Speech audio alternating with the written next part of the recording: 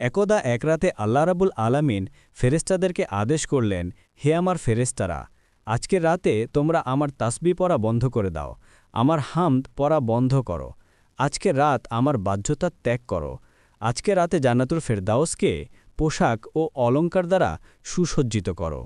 হে জিব্রাইল, আমার এই বার্তাটি মিকাইলকে শুনিয়ে দাও, সে যেন রিজিকের চাবিকে নিজের হাত থেকে নামিয়ে দেয়। হে জিব্রাইল, তুমি ইসরাফিলকে বলে দাও, সে যেন কিছু সময়ের জন্য তার কাছ থেকে বিরত থাকে। তুমি আজরাইলকেও বলে দাও, সে যেন একটু সময়ের জন্য রূহকে কবজ করা থেকে হাত উঠিয়ে নেয়। বলে দাও জান্নাতকে সুসজ্জিত করতে। জাহান্নামের ফেরেশতা মালেককে বলে দাও, সে যেন দুজুকের দরজায় তালা লাগিয়ে দেয়। উন্মুক্ত রূহ যেগুলো বিচরণ করছে তাদেরকে বলে দাও রাস্তা থেকে যেন সরে দাঁড়ায়, আর তারা যেন সকলে জান্নাতের মহলের ছাদের ওপর দাঁড়িয়ে থাকে। জান্নাতের ছাদের ওপর এমনভাবে দাঁড়িয়ে যাও যাতে করে এটি বোঝা যায় যে তোমরা রাব্বে কারিমের হাবিবের জন্য অপেক্ষা করছো। সুবহানাল্লাহ। মাশরিক থেকে মাগরিব পর্যন্ত যতগুলো কবর আছে তাদের কবর থেকে সাময়িক সময়ের জন্য আযাব তুলে নাও। আজকের রাত শবে মিরাজ আমার মাহবুব মোহাম্মদ মুস্তাফা সাল্লাল্লাহু আলাইহি সাল্লামকে স্বাগত জানানোর জন্য তৈরি হয়ে যাও। রব্বে ইলাহির হুকুমে চোখের পলকে সব কিছু পরিবর্তন হয়ে যায়। অতপর আল্লাহ সুবহানাহু ওয়া তাআলা জিবরাইল আলাইহিস সালামকে পুনরায় হুকুম করলেন, ওহে জিবরাইল, তোমার সাথে করে ৭০,০০০ ফেরেশতা নিয়ে যাও।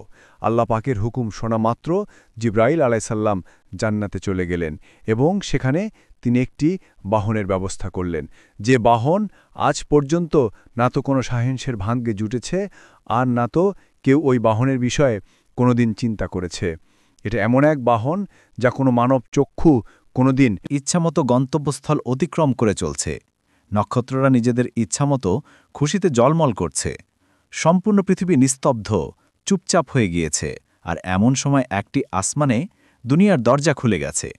ঠিক সেই সময় হজরত জিবরাইল আলাইহিস